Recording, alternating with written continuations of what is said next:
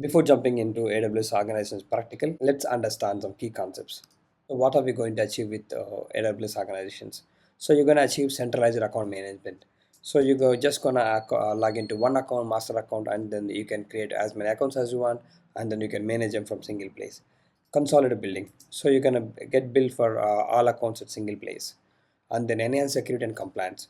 So this is where you can use service control policies, SCPs. Then you can apply them from on this account. And then logical account grouping, so you're going to create organization units that we call it OUs. So and then these are nothing but creating a group, and then you can put multiple accounts inside the group, and then you can apply policies on that OUs. Policy based governance, again you're going to create policies. You're going to restrict unauthorized access, such policies access denied or allowed, and then you can apply them on OUs or accounts. Scalability, if your team grows, you can create multiple accounts, maybe dev account, test account, sandbox account. So and then you can apply policies SCP from over there. And then cost allocation and tracking, so this is where you can allocate tax, as well as you can check on billing, which account got how much bill, and then you can have a look on that. Isolation between accounts, so this way you're gonna reduce blast radius in security point of view. If one account gets compromised, still you can hide other accounts. So that's how we can do. So let's jump in. So what you need to do, you can look in for AWS Organizations in the search bar. So once you land in here, so in your case you might have this setup, because once you it's going to ask you to create organization, so create and that. So in your case you don't have that, but in my case I do have. So here you can see a root, so this is where everything starts, and these are nothing but organization units. So you can simply click on here. First click on root, and then actions, create new, and then you can define organization unit name, and then inside that you can put your accounts. So basically once you create your organization, you can see your root account, whichever the account you logged in, that account as management account. So that's a root account. It used to call as a master account, but they changed it to management account, the name.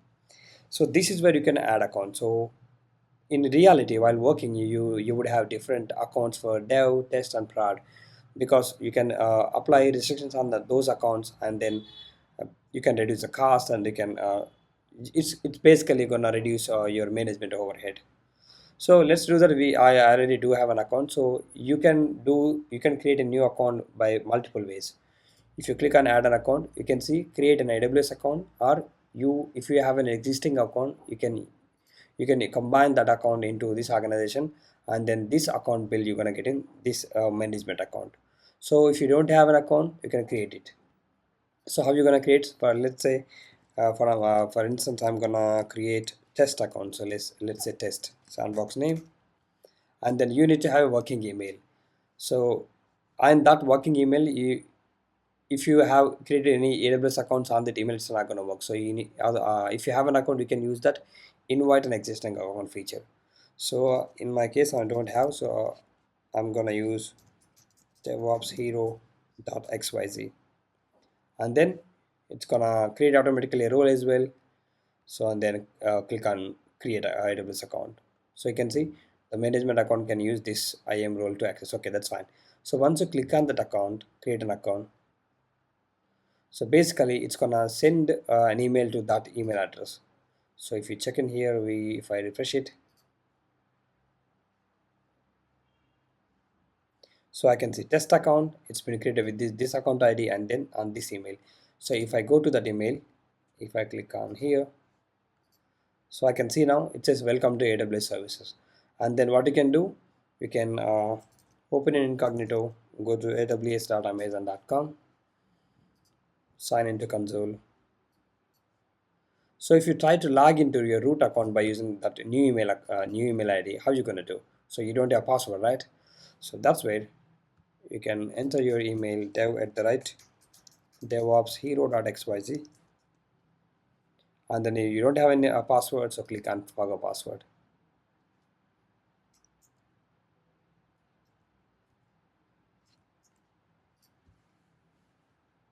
So if you go again, I would have received an email. So if I refresh it, so I got this email. I'm just gonna copy link, because if I do that, my and that session is gonna time mode. So let's create a new password. So let's say, so that's been done. Now I can log in. So let's go to that account and then dev at the right DevOps hero.xyz. So that's been successful. I would have received an email. Okay, let's refresh it.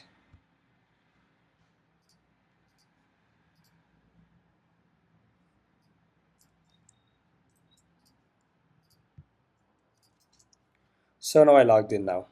So I got this account. Okay, it's gonna ask for authenticator, the security thing. So let's say dev. Maybe I can skip for now. So now I got this account now. So even for this account, I didn't supply any credit card information or anything, because this account is tied to that account. If I go back to here again, if I refresh it, and then if you click on that account, if you click on policies, so these are the policies automatically attached. You can see full access. So this is where you can see you can do the magic. So if I go to this account, if I try to create EC2 machine, maybe I'm gonna create a volume just for testing.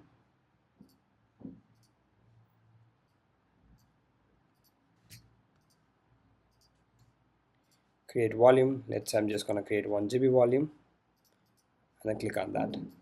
So I can do that. I was able to do. So I'm just gonna delete it. Otherwise I'll forget. So you can see delete volume. Type delete. Even I can go to IAM. If I want, I can create new IAM users inside this account. So if I go to, let's see, let's check in AWS Organizations in this account. Even you can leave the organization. So if you want to leave the organization, it's gonna, you need to have a billing charges. It says if you leave the organization, you become responsible for all billing charges. And then if you want to region, you must receive and approve new invitation. That's how we can do. If you want, if I try to leave, okay, we will do that later. So let's keep it for now. How are you going to restrict this account? Because if you go to this account, they can create EC2 machines, even IAM user as well. So for instance, if you want to restrict creating users on this account, IAM users, how you can do? So basically, first let me try to show you. Let's try to create a user, just for instance, and then click on just next. I'm not going to give any policies. Just click on create user. So I was able to do that. So how you can restrict this one? So you want to have this test account, but you want to avoid creating users inside this test account. Then how you can do that? So that's how you can go to AWS Organizations in your management account. So this is the one. So basically it gets by default full access, and then here you can enable service control policies. You can call SCPs. So if you click on services, okay, let's say click on policies. Now you can see introducing a resource control policy. Okay, not that one. If you look for service control policies, yeah, you can see it's been enabled. So this is where you can create your policies and you can apply them. So for instance, here you can see let's create a policy. Let's say deny IAM. So let's put same description, and then here we need a policy. So let's AWS IAM deny policy for all IAM actions. So grab this policy and then put in here. Okay, for all actions on IAM and then all resources. That looks good. Now click on create policy. So once you create this policy, you need to apply on that account. So if you click on AWS account, you can create an organization OU as well. So if you want to move this, for instance, if I want to have, so let's say on here, action, create new OU. Let's say, for instance, we have a client. Let's assume we have got a client. So click on that. So you can see Wipro, even you can move this to test account to Wipro, and then you can apply policies on that account. So this way you can create an OU, and you can put multiple account inside it, and then you can apply restrictions.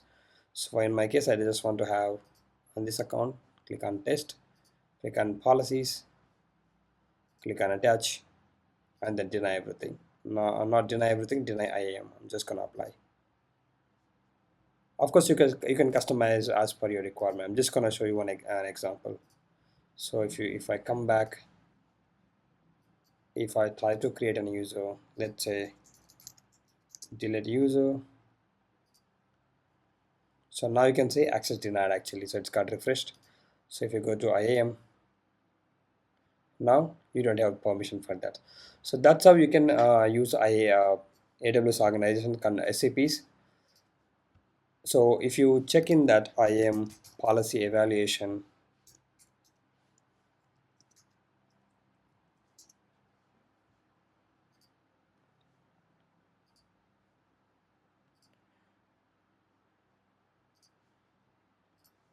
so this is where we discussed. So you can see anywhere in deny, that's gonna deny takes precedence. So in our case, we allowed everything because by default, if you create an account, so if you go to that account, you can see if you check on policies, by default it's gonna have full access on that account. But once we denied it, so denied take precedence and it denied that IAM. And then even if so, that's how policy evaluation logic works. So it starts from, if it is denied anywhere, it's going to take deny. If you have deny in this organization SCPs, then it's going to apply from there only. So if you have any, even if you have full access on that account, even if you check in here, this account we got full permissions, but we got denied in SCPs, then it denied. So that's how we can control all of your account from single place. And then if you go to account, billing section, billing and cost management, on your management account,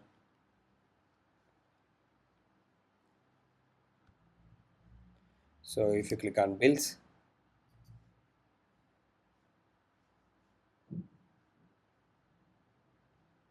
so you can see charges by service. So you can see which service consumed which amount. So you can check all of the reasons and everything here. But if you click on charges by account, I can see multiple two accounts now, because I created this one just now, dev account. Sorry, this one 29960, I think that one I created earlier, not this one. Yeah, that's a different one. So I do have multiple accounts inside my organization. That's why I can see this one, the test account we just created today, it's gonna reflect maybe soon, tomorrow, or once you use that account. So that's how you can see which in this account they used which service and which region. So you can check that as well. So that's how you can have everything at one place. So you can see charges by service and charges by accounts. So that's how you can achieve consolidated billing. So for instance, if you want to have production workload in this production account, so you can use that. So this way you can create as many accounts as you want, and then you can apply. So for instance, I'm just gonna deny everything on that account because I'm not sure, I might forget that account. So if you click on policies, so let's go to service control policies. So let's apply deny. You can attach this way as well. Test account I'm gonna attach and there as well. Deny everything. You can see fail to attach one target. Okay, duplicate, that's mean that one already have that. So let's apply and test only. Okay, it seems we already got that. So if I go back and refresh it, if I go to EC2 for instance,